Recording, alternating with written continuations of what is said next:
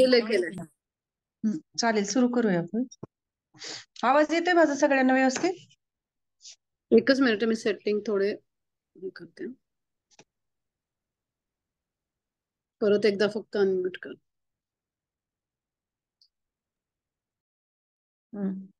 आवाज येतोय ना व्यवस्थित? Yes yes. चालेल,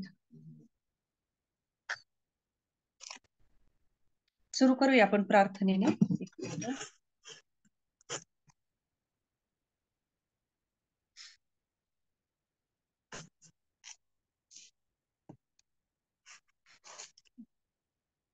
ओम अज्ञानतिमिरान्धस्य ज्ञानाञ्जनाशलाकया चक्षुरुन्मीलितं येन तस्मै श्रीगुरवे नमः. नमो विष्णुपदाय कृष्णप्रेष्ठाय भूतले श्रीमते भक्तिवेदान्त स्वामिनि इति नामिने. नमस्ते सरस्वती देवे गौरवाणी प्रचारिणे निर्विशेष शून्यवादी पाश्चात्य देशतारिणे. जय श्री कृष्ण चैतन्य प्रभु नित्यानंद श्री अद्वैत गदाधर श्रीवासादि गौर भक्तवृंद. हरे कृष्णा कृष्णा कृष्णा हरे हरे, हरे राम राम राम हरे. हरे कृष्णा. सर्व मैत्रिणींचे आपल्या नेहमीच्या गीतामृत मालिकेमध्ये स्वागत. आज आपण 7व्या श्लोकावर चर्चा करणार आहोत.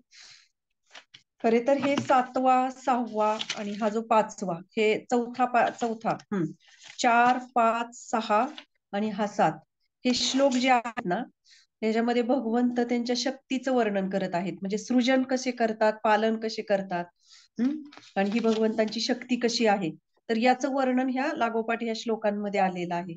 तर आजच्या श्लोकामध्ये ना भगवंत कल्पाचं वर्णन करत आहेत की भगवंतांची शक्ती कशा पद्धतीने कार्य करते आणि हे कल्प म्हणजे काय, तर हे आजच्या श्लोकामध्ये आपण समजून घेणार आहोत. तर 7वा श्लोक. सर्वभूतानि कौन्तेय प्रकृतिं यान्ति मामिकाम् कल्पक्षये पुनस्तानि कल्पादो विसृजाम्यहम्. भाषांतर. हे कौन्तेया, कल्पाच्या अंती सर्व भौतिक अभिव्यक्ती माझ्या प्रकृतीमध्ये प्रवेश करतात आणि नव्या कल्पाच्या आरंभी माझ्या शक्तीद्वारे मी पुन्हा त्यांना निर्माण करतो. तर भगवंत काय सांगत आहेत, आता हे भगवंत सांगत आहेत की मी कसा प्रवेश करतो प्रकृतीमध्ये आणि नंतर म्हणजे माझ्यामध्ये त्या कशा प्रवेश करतात ह्या भौतिक गोष्टी, आणि नंतर कल्पाचा प्रारंभ होतो तेव्हा माझ्या शक्तीद्वारे मी त्याला कसं निर्माण करतो. तर हे भगवंत सांगत आहेत. पण त्याच्या अगोदर आपण कल्प हे काय आहे ते समजून घेण्याचा प्रयत्न करूया. की आतापर्यंत आपण भरपूर श्लोकांमध्ये ऐकलेलं आहे वर्णन की ब्रह्मदेवाचा एक दिवस म्हणजे काय, एक रात्र म्हणजे काय. जर तुम्ही आता लगेच एक वही आणि पेन घेतला आणि तुम्ही जे मी सांगते त्याप्रमाणे जर लिहून काढलं, तर ते जेव्हा आपण स्वतः लिहू आणि त्याच्यावर विचार करू तेव्हा कळतं की आपल्याला हा भगवान ब्रह्मदेवाचा किती मोठा दिवस आहे. तर हे थोडक्यात तुम्ही प्रयत्न करा लिहून घेण्याचा. मी सांगते की याच्यामध्ये भगवंत काय सांगत आहेत की कल्पक्षय म्हणजे कल्पक्षय म्हणजे काय की त्याचा क्षय झाल्यावर, आणि कल्पादो म्हणजे काय की सृजन झाल्यावर म्हणजे सुरुवात झाल्यावर. तर आता हा कल्प म्हणजे काय, त्या सगळ्यांना माहिती आहे की 4 युग असतात. कलियुग, द्वापारयुग, त्रेतायुग आणि सत्ययुग. तर त्याच्यातलं जे कलियुगाचं आयुर्मान जे आहे ते आपण बघतो की 4,32,000 आहे. मग कलियुगापेक्षा दुप्पट द्वापार युगाचं असतं, जसं 8,64,000. त्याच्या 3 पट त्रेतायुगाचं असतं, 12,96,000. म्हणजे असं हे, आणि सत्ययुगाचं त्याच्या 4 पट. ते असं वाढत जातं. तर सत्ययुगाचं जर आपण आयुर्मान बघितलं तर 17,28,000 रुपये, सॉरी 28 लाख, सॉरी 17,28,000 हे कलियुगाचं, म्हणजे ह्या 4 युगाचं मिळून जे होतं तर त्याला जर बघितलं तर ते 43,20,000 होतं. आणि हे होतं एक चक्र, आणि ह्या एका चक्राला काय म्हणतात, एक दिव्य चतुर्युग. आता हे 43,20,000 एक चक्र झालं, एक दिव्य चतुर्युग झालं 4 लाखाचं, 4 काळांचं मिळून. मग याला जेव्हा आपण गुणिले 1,000 करतो तेव्हा ते एक कल्प होतं. आणि ते कल्प म्हणजे काय की तो ब्रह्मदेवांचा एक दिवस पण नाही, एक फक्त पूर्ण दिवस नाही, 12 तास असतात ब्रह्मदेवाचे, आणि तशीच एक रात्र असते. म्हणजे इमॅजिन करा की हे जर कॅल्क्युलेशन काढलं आपण तर किती होतं ते. आणि मग जेव्हा आपण बघतो की हे दिवस आणि रात्र मिळून जेव्हा एक महाकल्प तयार होतो, आणि ह्या महाकल्पाचं आयुर्मान किती आहे? 8 अरब, 8 अरब 64 करोड वर्ष. त्याला गुणिले 360 केल्यानंतर ते येतं 31 आयुत 10 अरब, म्हणजे 40 करोड वर्ष. 31 आयुत 10 अरब 40 करोड वर्ष, म्हणजे हे आपल्या कल्पनेच्या बाहेर आहे. तेव्हा ब्रह्मदेवाचं 1 वर्ष होतं. आता मी परत एकदा सांगते, तुम्ही लक्षात ठेवा की कलियुगाचं 8,04,32,000, त्याच्या दुप्पट द्वापार 8,64,000, त्याच्या 3 पट 12,96,000, आणि त्याच्या चौपट सत्ययुगाचं 17,28,000. आणि मग जेव्हा हे तीन त्याला गुणिले 1,000 केल्यानंतर जे येतात ते होतं 1 चक्र. मग असा 12 तास ब्रह्मदेवाचे एक दिवस होतो. दिवस म्हणजे रात्र नाही, आणि अशीच एक रात्र. मग तेव्हा होतं एक महाकल्प. आणि ह्या महाकल्पाला म्हणजे जेव्हा आपण 360 गुणिले करतो तेव्हा हे जे आयुर्मान येतं, हे जे आयुष्य म्हणजे दिवस येतात, हे आपल्या कल्पने म्हणजे हे अरब आयुध, हे जे वर्ष आहेत ना, की त्याला हजार हजार पटीने, करोडपटीने, हे जे शब्दच नाहीयेत त्याला अरब आयुध, त्याचं पण वेगळं कॅल्क्युलेशन आहे, आपण त्याच्यात जाणार नाही. पण थोडक्यात आपण बघितलं की 40 करोड वर्ष म्हणजे ब्रह्मदेवाचं 1 वर्ष आहे. आणि असे ब्रह्मदेवाचे किती वर्ष आयुष्य आहे? 100 वर्ष आयुष्य आहे. आणि हे 100 वर्षाचं आयुष्य म्हणजे किती मोठं आयुष्य आहे, म्हणजे आपण कल्पना करू शकतो. मग ब्रह्मांचा मृत्यू कधी होतो? की जेव्हा हा प्रलय होतो तेव्हा ब्रह्मदेवांचा मृत्यू होतो.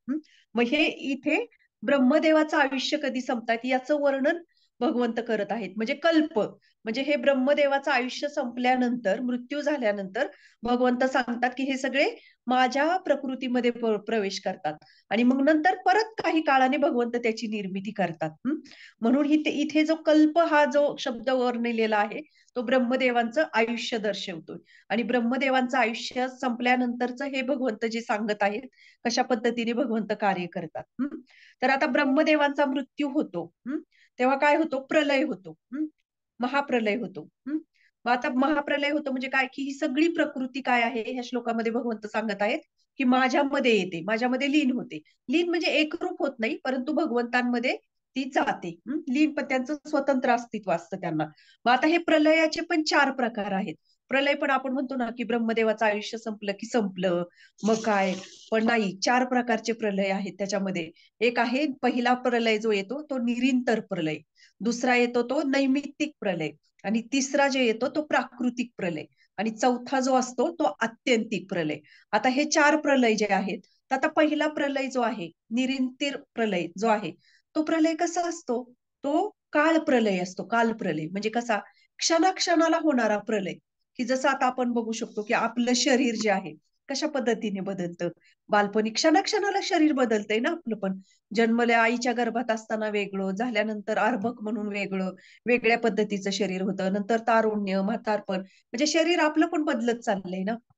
मग शरीर म्हणजे ही व्यक्ती, वस्तूंच्या संदर्भात, जसं पाण्याचा साठा असेल तर तो त्याचं कसं बाष्पीभवन होत जातं, मग ते कोरडं कोरडं पडत जातं, म्हणजे पाण्याचं जसं म्हणजे क्षय होत चाललाय, शरीराचा क्षय होत चाललाय. किंवा जसे काही आपण केस आहेत, आपले केस पांढरे पांढरे होत आहेत, म्हणजे याचा अर्थ काय? की स्थिर नाही.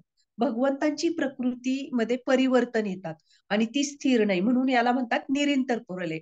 तर प्रलयामध्ये वस्तू, व्यक्ती, शरीर यामध्ये होणारे क्षणाक्षणाला होणारे हे प्रलय. आणि दुसरा जो आहे तो कोणता आहे? की नैमित्तिक प्रलय. म्हणजे जेव्हा ब्रह्मदेव जे आहेत ते झोपतात, म्हणजे त्यांची रात्र होते, निद्राधीन होतात, म्हणजे जेव्हा रात्र होते तेव्हा काही अंशी तो पण प्रलय होत असतो रात्रीचा. म्हणजे त्या रात्रीतून जेव्हा ब्रह्माजी जागे होतात दिवसा, आणि परत काही गोष्टींची ते निर्मिती करतात, त्याला म्हणतात रात्र प्रलय. की तो काही अंशिक प्रमाणामध्ये तो प्रलय होतो. आणि प्राकृतिक प्रलय जो आहे, की जो आपण ह्या श्लोकामध्ये आता बघत आहोत, की प्राकृतिक प्रलय म्हणजे काय? की ब्रह्मदेवांचं आयुष्य संपलेला प्रलय. तर याच्यामध्ये पण 2 हिस्स्यांमध्ये प्रलय होतात. म्हणजे त्याला म्हणतात प्ररारब्ध. प्रारब्ध हा शब्द आहे त्याला. तर त्याच्यामध्ये 50-50 म्हणजे ब्रह्मदेवांचं हे आहे ना, 100 वर्षाचं आयुष्य असतं त्याच्यामध्ये 50 वर्ष, पहिले 50 वर्ष आणि दुसरे 50 वर्ष अशा 2 भागांमध्ये त्याचं वर्गीकरण केलेलं जातं. आणि मग त्याला म्हणतात प्रथम प्रारब्ध आणि द्वितीय प्रारब्ध, असे 2 ह्याच्यामध्ये त्याचं वर्गीकरण केलं जातं.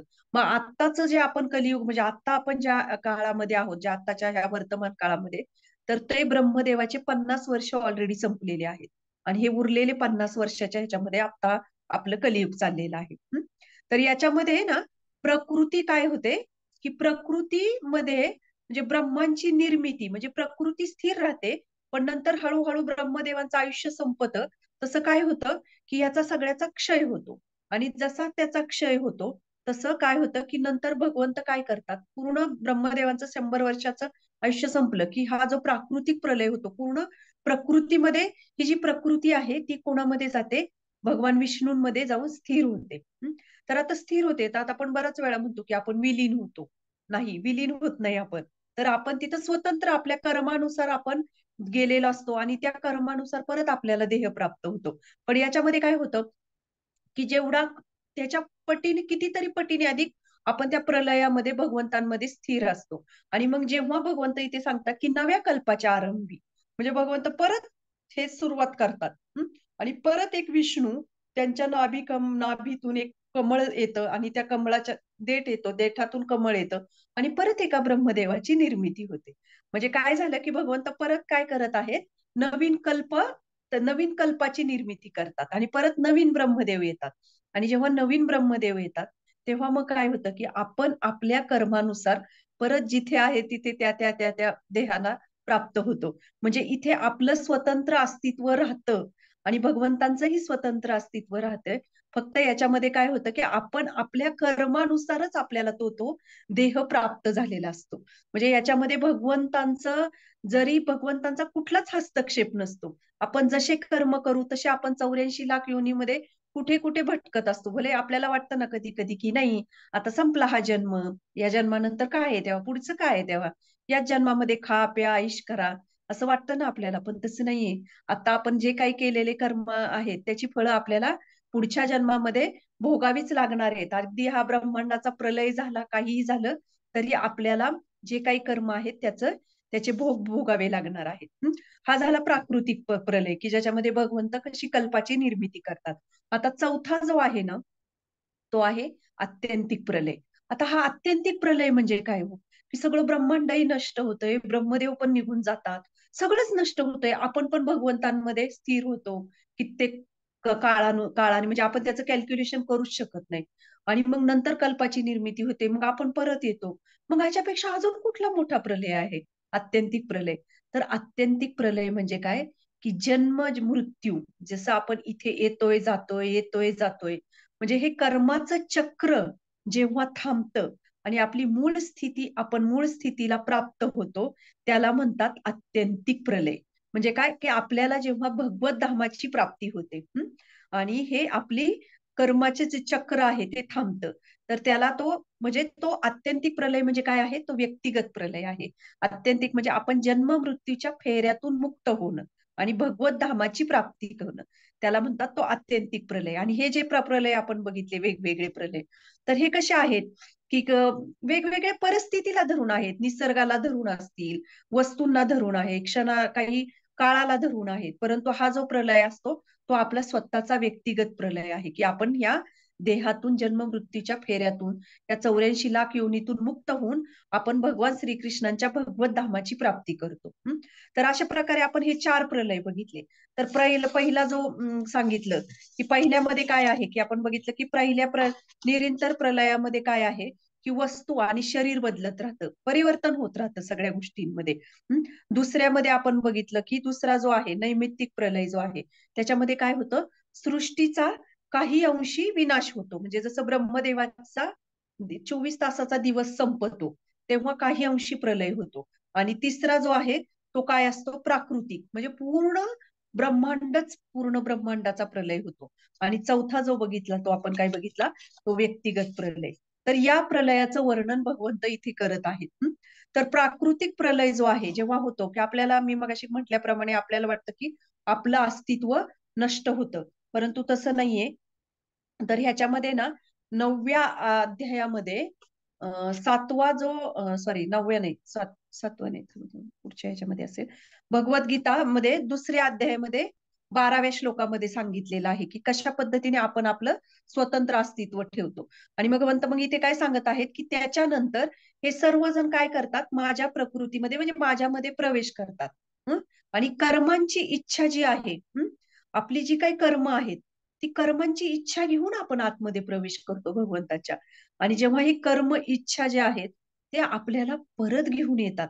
म्हणजे किती ही भगवंतांची शक्ती आहे की आपल्या ज्या काही आपण म्हणतो ना की नाही, शरीर गेलं की सगळं संपलं, पण नाही, आपलं सूक्ष्म जे शरीर असं म्हणजे ज्या मन, बुद्धी, अहंकार, ज्या काही आपल्या इच्छा असतात त्या परत आपल्याला इथे घेऊन येतात.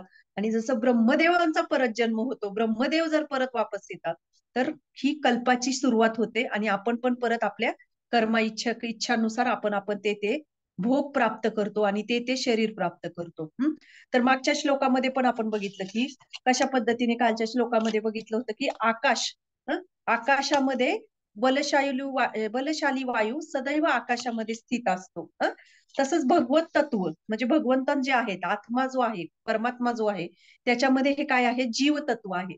पण इथे आपण बघू शकतो की भगवंतांमध्ये आपण एकत्रित होत नाही, की मायावादी म्हणतात ना की आपण विलीन झालो भगवंतांमध्ये, काय झालो, विलीन झालो, आपल्याला एक देह प्राप्त झाला. तर असं कधीच नसतं. भगवंतांमध्ये आपण कधीही विलीन होत नाही. आपलं स्वतंत्र अस्तित्व असतं, भगवंतांचं स्वतंत्र अस्तित्व असतं. म्हणून आपण भगवंतांमध्ये कधीच एक होत नाही, आपण प्रकृतीमध्ये प्रवेश करतो. तर याचं प्रमाण जे आहे ना, दुसरा जो अध्याय आहे, 2रा अध्याय आहे आणि 2ऱ्या अध्यायामधला हा 12वा श्लोक आहे. तर या श्लोकामध्ये भगवंत सांगतायत की न त्वेवाहम जातु नासम न त्वम नेमे जनाधिपा न चैव न भविष्याम सर्वे वयमतः परम. ज्या काळी मी, तू आणि हे सर्व राजे अस्तित्वात नव्हते, असा काळ कधीही नव्हता आणि भविष्य काळात आपण अस्तित्वहीन होणार आहोत असेही नाही. म्हणजे बघितलं ना, हे जे भगवद्गीता जी आपण बघतो ती कशी आहे, की आपल्याला वाटतं ना, आता तुम्ही रोज एका श्लोकावर एक प्रत्येक जण एक विश्लेषण देते, परंतु हे खंड नाहीयेत असे, पूर्ण काही असे तुकडे तुकडे नाहीयेत. तर प्रत्येक ही पूर्ण भगवद्गीता जी आहे ती पूर्ण भगवद्गीतेच्या दृष्टीने आपण बघितलं पाहिजे. तर हा प्रत्येक श्लोक एकमेकांवर अवलंबून आहे. कधी कधी काही विरोधाभासी दिसतात, की भगवंत एका दृष्टीने म्हणतात माझ्यात विलीन होतात, एका ठिकाणी म्हणतात की नाही, ते माझ्यात विलीन होत नाहीत, विलीन होतात परंतु मी त्यांच्यापासून भिन्न आहे. कधी म्हणतात मी त्यांच्यापासून अभिन्न आहे. परंतु आपण हे बघितलं पाहिजे की भगवंत जे काही सांगतात तर त्या श्लोकांमधला गुह्य अर्थ काय आहे. आणि ह्या श्लोका जे आहेत हे अजिबात वेगवेगळे श्लोक नाही, की हा एक वेगळा श्लोक आहे, तो एक वेगळा श्लोक आहे. तर नाही, तर भगवद्गीता आपण हे एका पूर्ण भगवद्गीतेचा इसेन्स काय आहे त्या अर्थाने आपण भगवद्गीता शिकली पाहिजे. तर आता ही जीवाचा म्हणजे ह्याचा अर्थ काय, की भगवंत सांगत आहेत या श्लोकामध्ये काय म्हणत होते भगवंत, की तू, मी, हे राजे असं कधीच होणार नाही की यांचं अस्तित्व नाही, हे नेहमी अस्तित्वात राहणार आहेत. मग शरीराचा याचा अर्थ काय, की आपल्या शरीराचा मृत्यू होतो परंतु आत्म्याचा मृत्यू होत नाही. मग ब्रह्मदेवांचं जे आयुष्य असतं, तर हे जे आयुष्य आहे तर हे आयुर्मान आपण बघितलं. तर ब्रह्मदेव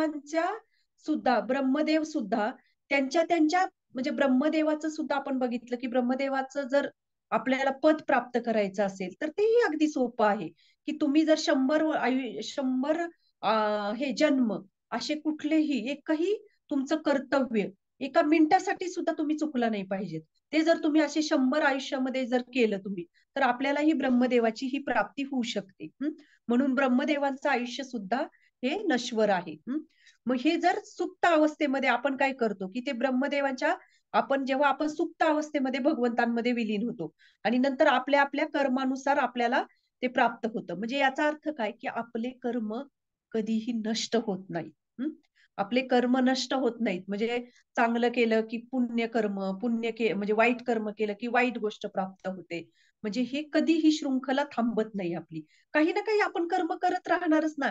हा जीवाचा स्वभाव आहे. आता जर मी म्हंटल की नाही, आता मी काहीच करणार नाही, मी अशी शांत बसणार, किती वेळ आपण शांत बसू शकतो? आपण काहीतरी ऍक्टिव्हिटी करणारच ना. आणि जेव्हा ती ऍक्टिव्हिटीज आपण करतो तेव्हा त्याच्यातून काय होतं, आपण चांगलं तरी करतो किंवा वाईट तरी करतो. की जसं आता आपण इथे बसलोय, ह्या 1 तासामध्ये आपण भगवद्गीता तरी ऐकू किंवा टीव्ही तर ते नाही केलं तर आपण एखाद्या टीव्हीवर एखादी मालिका, पिक्चर बघू किंवा काहीतरी गॉसिपिंग करू किंवा चांगली गोष्ट करू. काहीतरी करू. म्हणजे आपण आपल्या कर्मांची जी शृंखला आहे ना, ती नष्ट होत नाही. तर ही नष्ट करण्यासाठी काय करायची गरज आहे? ती फक्त एकच गोष्ट आपली नष्ट करू शकते आपल्या कर्मांची शृंखला. ती म्हणजे भगवंतांची भक्ती. हं? भगवंतांची जी निस्सीम भक्ती आहे, शुद्ध भक्ती, तीच आपले हे कर्मफल आपल्याला थांबवू शकते. तर याचं ना खूप छान ब्रह्मसंहितेमध्ये ना एक श्लोक आहे. तर साक्षात ब्रह्मदेवच सांगतायत. इथे या श्लोकामध्ये ब्रह्मदेवाचं आयुष्य वर्णन करत आहेत भगवंत. आणि ही ब्रह्मसंहिता म्हणजे भगवान श्रीकृष्णांचं गुणगान ब्रह्मदेवांनी केलेलं आहे. आणि त्यांच्या आनंद प्रित्यर्थ काही प्रार्थना ब्रह्मदेवांनी गायलेल्या आहेत. तर त्याच्यातला हा एक खूप सुंदर श्लोक स्वतः ब्रह्मदेव म्हणत आहेत. अद्वैत मच्युत मनादि मनंत रूपम आद्यम पुराण पुरुषम नवयौवनमच वेदेषु दुर्लभ दुर्लभ मात्म भक्तो गोविंदम आदि पुरुषम तमहम भजामी. म्हणजे काय, की मी आदि पुरुष गोविंदांना भजतो, की ज्यांना वेदांद्वारे जाणणे दुर्लभ आहे. परंतु आत्म्याच्या शुद्ध निर्मळ भक्तीद्वारे ते प्राप्त होऊ शकतात. जे अद्वितीय, अच्युत, ज्यांचे कधीच पतन होत नाही आणि अनादि आरंभ रहित आहेत, ज्यांची अनंत रूपे आहेत, जे आद्य पुराण पुरुष असूनही चिरतरुण आहेत. म्हणजे इथे साक्षात ब्रह्मदेव पण काय सांगत आहेत, की त्यांना वेदांद्वारे जाणणे पण दुर्लभ आहे. म्हणजे आपल्यासारख्यांची कर्म तर काय गती आहे तिथे. आणि फक्त इथे अजून एक शब्द ब्रह्मदेव म्हणतात, की आत्म्याच्या शुद्ध निर्मळ भक्तीद्वारे. म्हणजे काय आहे, की भगवंतांची निस्सीम भक्ती, शुद्ध भक्ती ही एकमेव अशी आहे, की ती आपल्याला हे कर्मफल थांबवू शकते आणि भगवंतांच्या कृपेने आपण याच्यातून मुक्त होऊ शकतो. तर आता याच्यामध्ये बघितलं, की एक ब्रह्मसंहितेचा हा एक श्लोक बघितला आणि एका श्लोकामध्ये ना, आता मला तो श्लोक हे होत नाही, एक मिनिट. कर्मानी मध्ये नाही येतो, परंतु कर्मानी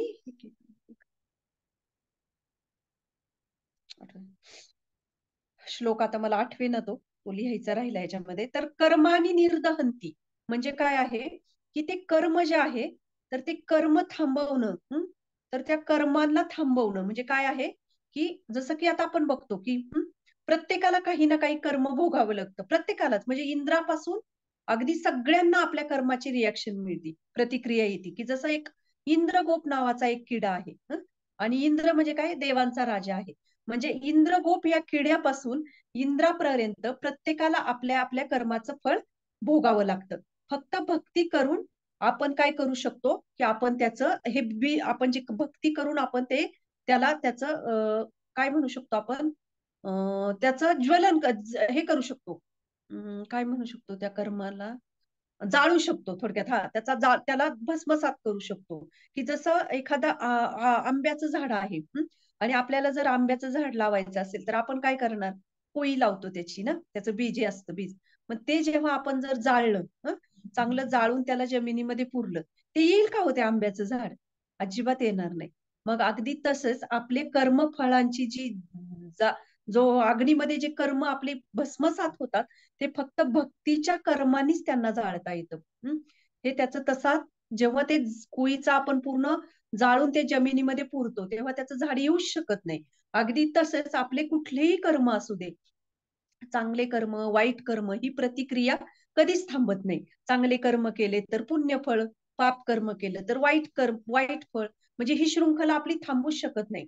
फक्त ही एकमेव गोष्टीने थांबू शकते, ती म्हणजे आपण जेव्हा भगवंतांची प्रामाणिकपणे भक्ती करू, भगवंतांना शरणागत होऊ, तेव्हाच आपलं हे जे बीज आहे जन्म कर्मांचं, आपल्या चांगल्या वाईट कर्माचं, तेव्हाच त्याचं ज्वलन होऊ शकतं. अगदी त्या जाळीमध्ये ते भस्मसात होऊ शकतं त्या अग्नीमध्ये. म्हणून तेव्हाच आपली ही जन्म मृत्यूची शृंखला ही आपली खंडित होऊ शकते. म्हणून आपण हे समजून घेण्याचा प्रयत्न केला पाहिजे, की भगवान श्रीकृष्णांची भक्ती आणि शरणागती ही किती किती, आपण फक्त ह्या एक जन्म एवढासा, त्या एवढंसं त्यातलं आयुष्य, आणि त्या आयुष्यामध्ये किती आपण गोष्टींचा विचार करतो आणि आपण अशा हजारो जन्म घेतोय आणि त्याचं प्रिपरेशन आपण किती कर्म घेऊन आलोय त्याचं प्रिपरेशन आपण कधीच करत नाही. की जसं आता एखाद्या काही मुलांना मेडिकलला जायचंय, कोणाला IIT मध्ये प्रवेश घ्यायचाय, अजून कोणाला कुठल्या फील्डमध्ये जायचंय, तर आपण किती काय काय गोष्टींची प्रयोजन करतो. हे करायचं, हा असा स्टडी करायचा, तो कसा करायचा, किंवा आर्थिक नियोजन आहे की नाही आपण असं करूया तसं करूया, आपल्या जीवनाचा आपण विमा पॉलिसी घेतो. ह्या सगळ्या गोष्टी करतो. परंतु ह्या जन्म आपल्याला जर गेल्यानंतर हा जर आपण असाच काही गोष्टींमध्ये नको त्या गोष्टींमध्ये घालवला, तर आपलं जीवन म्हणजे आपण किती लाख योनी फिरतोय. मग आपण याचा विचार करतो का की याच्यासाठी काय पॉलिसी आहे, की माझा हा जन्म गेल्यानंतर पुढच्या जन्मामध्ये मला काहीतरी ह्या गोष्टीतून मी मुक्त होईल आणि काहीतरी गोष्टींची चांगल्या गोष्टींची प्राप्ती करेल. याच्यासाठी आपण काय पॉलिसी बनवतो. म्हणजे नश्वर असणाऱ्या गोष्टींसाठी आपण किती किती सेव्हिंग करतो, की नाही माझ्या म्हातारपणाला हे करायचं, हा ते करणं गरजेचं आहे. परंतु आपल्या आध्यात्मिक जीवनाची आपण कुठलीच पॉलिसी उतरत नाही. तर आपण याचा विचार केला पाहिजे की आपल्याला हे मिळालेलं नश्वर शरीर आहे आणि या शरीराचा आपण किती काय काय उपयोग करू शकतो आध्यात्मिक दृष्ट्या. तर आपण भगवंतांना जर शरणागत झालो तर आपल्या किती मोठ्या भयानक संकटांपासून भगवंत रक्षण करू शकतात. म्हणून आपण ही भगवद्गीता जी आहे, तर मी मगाशी म्हटल्याप्रमाणे हे एक वेगवेगळे श्लोक आहेत, परंतु यांचं अस्तित्व जे आहे ते एकत्रित आहे, त्याच्यामध्ये कुठलाही खंड नाही. म्हणून संपूर्ण भगवद्गीता काय केली पाहिजे, की आपण ही भगवद्गीतेतलं जे इसेन्स आहे त्या दृष्टीने आपण बघण्याचा प्रयत्न केला पाहिजे. तर आता हे पुढे आहेत काही श्लोक येतील तुम्हाला पुढच्या ह्याच्यामध्ये, की भगवद्गीतेच्या 14व्या अध्यायामध्ये पण भगवंत सांगतायत की माझी प्राप्ती कशी करू शकतो. म्हणजे भगवंत इथे असं सांगत नाहीत फक्त की आता ह्या श्लोकामध्ये कल्पाच्या अंती सगळे माझ्यामध्ये प्रवेश करतात, मग नंतर परत भौतिक शक्ती निर्माण करतो आणि परत त्यांना देह प्राप्त होतो. भगवंत फक्त हे सांगत नाहीयेत की म्हणजे कसं असतं एखादं गणित सोडवायचं म्हटलं की हा हे असं लिहून ठेवायचं फक्त असंच, पण हे असं कसे करायचं काय करायचं हे कोणीच सांगत नाही. पण जेव्हा त्याची स्टेप्स व्यवस्थित समजावून सांगितल्या जातात तेव्हा मग ते चांगल्या पद्धतीने त्या विद्यार्थ्याला समजतं. तसं भगवंत इथे सांगत आहेत. परंतु भगवंत 14व्या अध्यायामध्ये तो दुसरा श्लोक येतो की भगवंत ते पण सांगतायत की तुम्ही माझी प्राप्ती कशी करू शकता. मग माझ्या प्राप्तीने तुमचं हे सगळं दुःख नष्ट होणार आहे. म्हणजे काय की निर्मिती संहार कितीही काहीही झाला तरी फक्त आपण मात्र भगवंतांची भक्ती प्राप्त केल्याशिवाय आपल्याला ह्याच्यातून या क्लेशांमधून मुक्तता नाही. निर्मिती होते, निर्मिती झाल्यानंतर काय होतं की तो एक प्रकारचा आनंद असतो. तो काय असतो, कुठलीही निर्मिती आपण करू दे, आपण एखादी वास्तू बांधू दे, काही प्राप्त करू दे, वैवाहिक जीवनामध्ये एखादं दाम्पत्य प्रवेश करतं, म्हणजे काय कुठलीही निर्मितीमध्ये आनंद असतो. परंतु जेव्हा ते डिस्ट्रॉय होतं, जेव्हा ते नष्ट होतं, तेव्हा त्याच्यामध्ये दुःखही असतं. पण जसं की निर्मितीमध्ये आनंद होतो, म्हणजे जन्म होतो निर्मितीमध्ये, आणि त्याचा संहार झाला की काय होतं, दुःख प्राप्त होतं. त्याचं नाश झाला तर त्याचं दुःख प्राप्त होतं. तर हे आपण समजून घेण्याचा प्रयत्न केला पाहिजे की भगवंत आपल्याला फक्त फिलॉसॉफी सांगत नाहीयेत, परंतु त्याच्यातून तुम्ही मार्गही कसे काढू शकता. आता एखाद्याला आपण काही सांगितलं की नाही हो ते तिथं असं होईल, मग तिथं गेल्यानंतर एखाद्या गोष्टीचा खूप त्रास होईल, पण एखादं म्हणतं हो हो मलाही समजतं की त्या त्या ठिकाणी गेल्यानंतर मला काही त्रास होऊ शकतो, पण त्याच्यातला मार्ग तरी सांगा की हे आपण कसं टाळू शकतो. तो खरा एक शिक्षक म्हणू शकतो आपण. तसं भगवंत आपल्याला फक्त सांगत नाहीये, तर भगवंत मार्गही आपल्याला देत आहेत. तर आता भगवद्गीतेमध्ये की काही छुपे श्लोक, छुपे म्हणजे काय असतं की कधी कधी आपण असं वरवर वाचतो, त्याचा एक वेगळा अर्थ असतो आणि त्याच्या मागे असणाराच तो गुह्य अर्थ. गुह्य अर्थ म्हणजे की तो आपल्याला शब्दांच्या द्वारे आपल्याला तो दिसत नाही. की जसं इथे भगवंतांनी इथे काय उल्लेख केलेला आहे की अर्जुनाला भगवंत काय म्हणत आहे की हे कौंतेया. तर पहिली गोष्ट म्हणजे अर्जुन कोण आहे, भगवान श्रीकृष्णांचा एक प्रामाणिक भक्त आहे, शरणागत आहे अर्जुन. आणि म्हणूनच भगवंत काय करत आहेत, अर्जुनाला ज्ञान देत आहेत. भगवंत काय म्हणत आहेत की भगवंत हे कौंतेय म्हणजे हा माझा प्रामाणिक भक्त आहे, हा मला आता शरणागत झालेला आहे आणि याला भगवत धामाची प्राप्ती होणारच आहे, असे भगवंत इथे सांगतायत. परंतु त्याचबरोबर भगवंत ह्या श्लोकाला जे सुरुवातीला म्हणतात की हे कौंतेया, म्हणजे तिथे तो त्याचा अर्थ कुठे संबंध कुठे जोडत आहेत, कुंती महाराणींची बरोबर संबंध जोडत आहेत. आणि कुंती महाराणी कोण आहेत, कुंती महाराणी ह्या भगवान श्रीकृष्णांच्या शुद्ध भक्त आहेत. म्हणजे याच्यातून आपण मेसेज आपल्याला भगवंत काय देत आहेत की एका प्रामाणिक शुद्ध भक्ताशी जरी आपण आपला संबंध प्रस्थापित केला तरी पण आपण जन्म मृत्यूच्या फेऱ्यातून मुक्त होऊ शकतो. म्हणून भगवंत जेव्हा काही श्लोका सांगतात, काही शब्द की जसं अर्जुन एका ठिकाणी अर्जुन भगवंतांना म्हणत आहे की हे मधुसूदना, मधु नावाच्या असुराचा तुम्ही दैत्याचा वध केलेला आहे. मग तसं मला पण हे जे अज्ञान हे झालेलं आहे, तर त्या अज्ञानाचा तुम्ही विनाश करा, नाश करा, असे अर्जुन पण म्हणत आहे.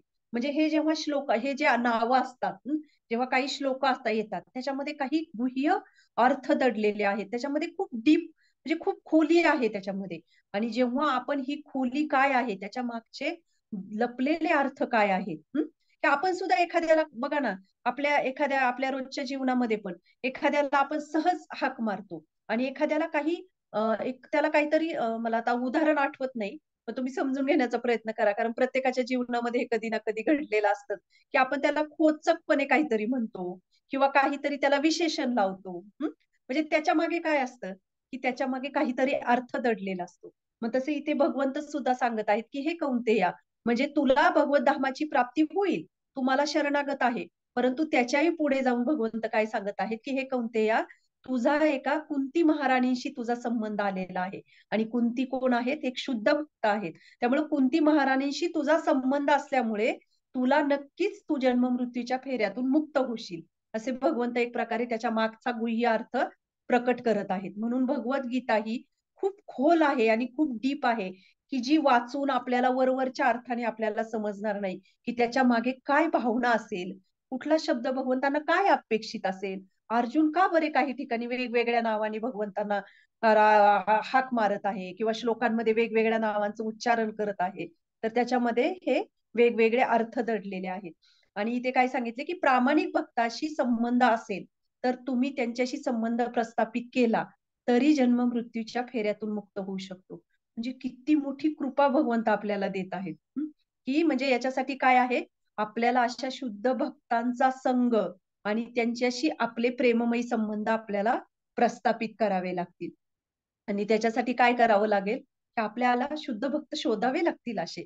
आणि जेव्हा असे शुद्ध भक्त, प्रामाणिक भक्त आपल्या जीवनामध्ये प्राप्त होतात, तेव्हा आपण त्याला किती किती ह्यानी घेतलं पाहिजे. तेव्हा नेहमी आपल्याला हा श्लोक आठवला पाहिजे, की नाही, आपल्याला एका प्रामाणिक, आपल्याला भगवंतांपर्यंत जाण्याची गरज नाहीये. जसं कुठल्याही हॉस्पिटलला आता काटे माताजी सगळ्यांच्या ओळखीच्या आहेत. जेव्हा कृष्ण दृष्टीला जायचं किंवा आपल्या रेखा मॅडम आहेत, त्यांच्या हॉस्पिटलला जायचं, आपण डायरेक्टली नाव सांगितलं तरी आपल्याला रिसेप्शनवर सोडतात का?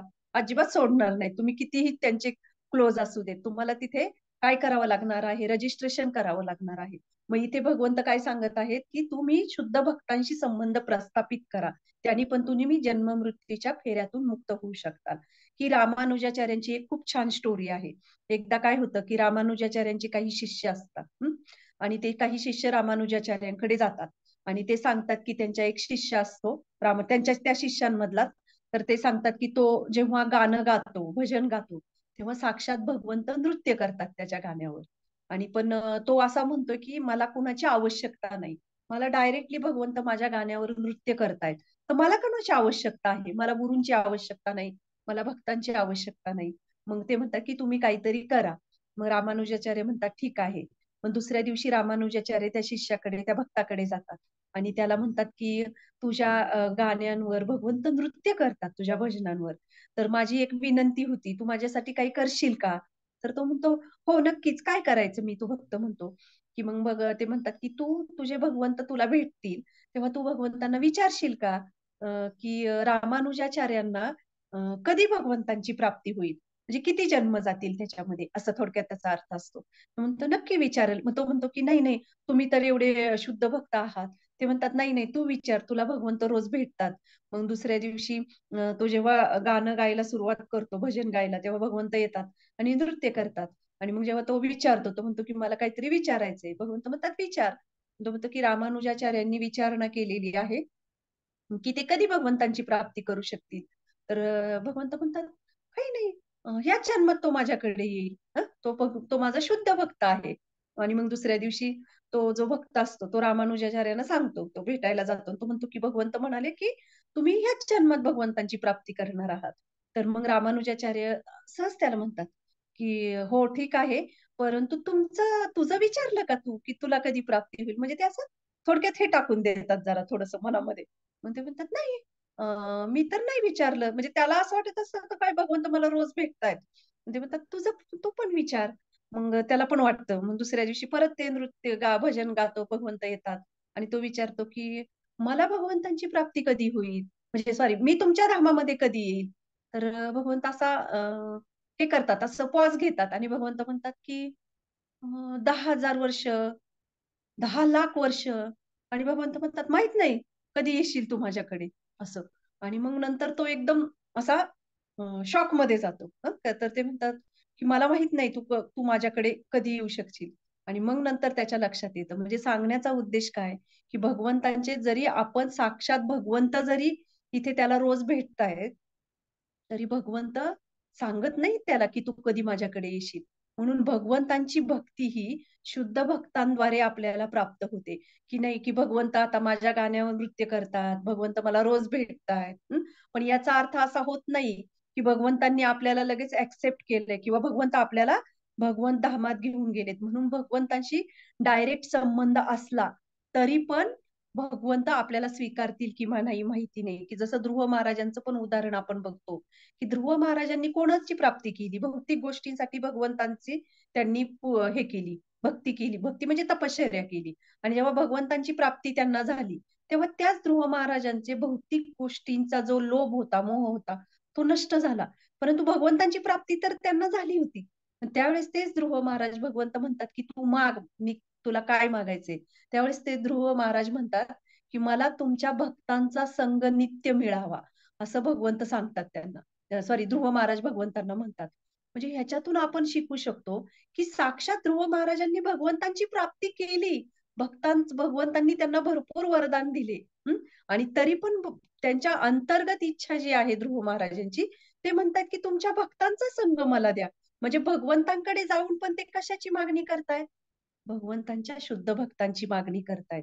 तर हे किती आपल्या जीवनामध्ये भक्तीमधलं, जसं भगवद्गीतेचे वेगवेगळ्या श्लोकाचे वेगवेगळे गुह्य अर्थ आहेत, तसे इथे सुद्धा आपण बघू शकतो, की भगवंतांची भक्ती करतो जेव्हा आध्यात्मिक जीवनामध्ये, असे प्रामाणिक आणि शुद्ध भक्त असणे ही आपल्या आध्यात्मिक जीवनाचं परम गोपनीय ज्ञान आहे. आणि जेव्हा ते परम गोपनीय ज्ञान आपण खूप प्रामाणिकपणे पालन पालन म्हणजे तो आत्मसात करण्याचा प्रयत्न करतो, आणि शुद्ध भक्तांना किंवा अशा प्रामाणिक भक्तांना आपण आपल्या जीवनामध्ये स्थान देतो, तेव्हा नक्कीच आपल्या आध्यात्मिक जीवनाची गाडी पण तेवढी फास्ट जाईल. तर हे ह्या श्लोकाचं थोडक्यात सार आहे. तर मी सांगण्याचा प्रयत्न केला.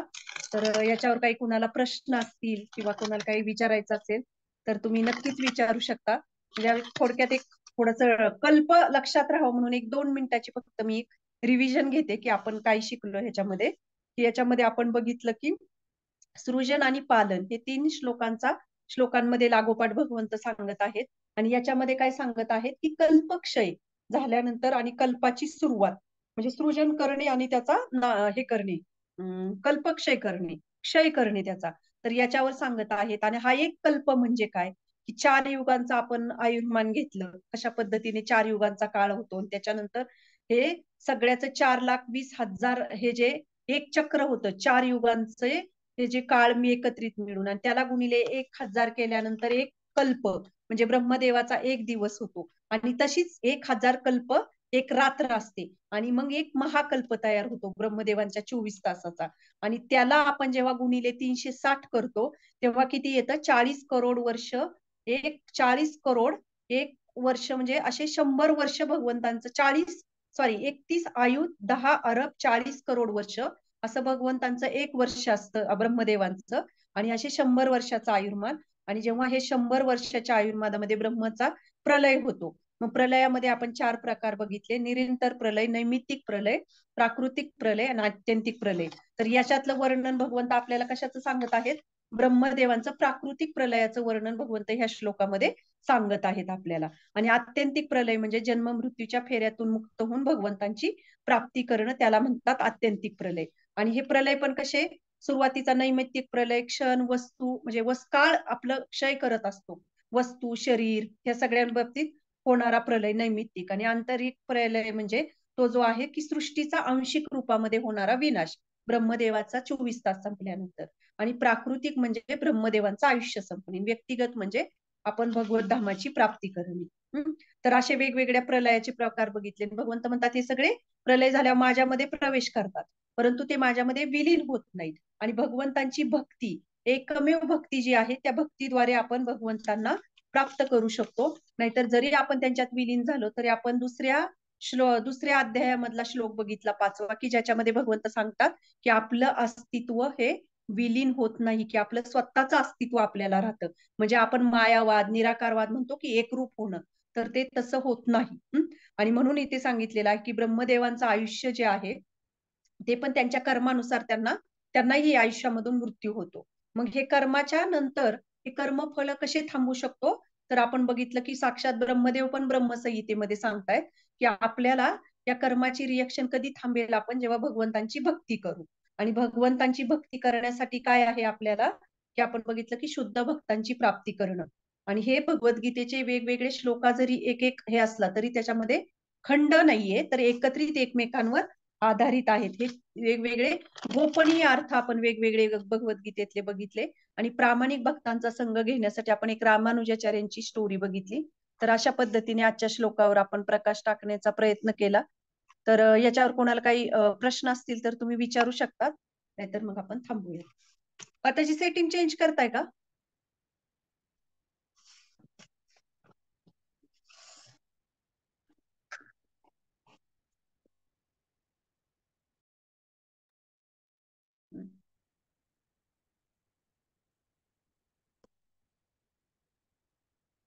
कोणाला काही प्रश्न असतील तर विचारू शकता. चेंज केलेलं आहे.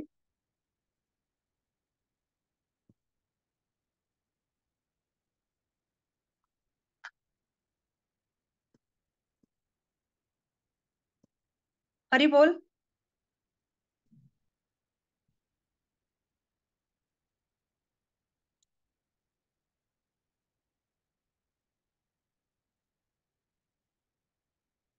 चालेल, मग आपण थांबूयात, कोणाला काही प्रश्न नसेल तर. उद्या पण खूप सुंदर श्लोक असेल उद्याचा. उद्याचा आपला 8वा श्लोक असणार आहे. हा पण आहे की संपूर्ण भौतिक सृष्टी माझ्या अधीन आहे, माझ्या इच्छेनेच ती पुन्हा पुन्हा व्यक्त होते आणि माझ्या इच्छेने शेवटी तिचा प्रलय होतो. खूप सुंदर श्लोक आहे उद्याचा पण. उद्या पण सगळ्या जणी जॉईन करा. उद्या आपण थांबूया आज. हॅलो. चालेल. हा, हरी बोल. संजीवनी ताई खूप छान सांगताय. Thank you thank you. मला छान वाटलं तुम्हाला जॉईन होताना बघून. हो, म्हणजे मी खूप दिवस झाले मनीषा ताईंना सांगितलं होतं, म्हणलं रेग्युलर जॉईन करत जा.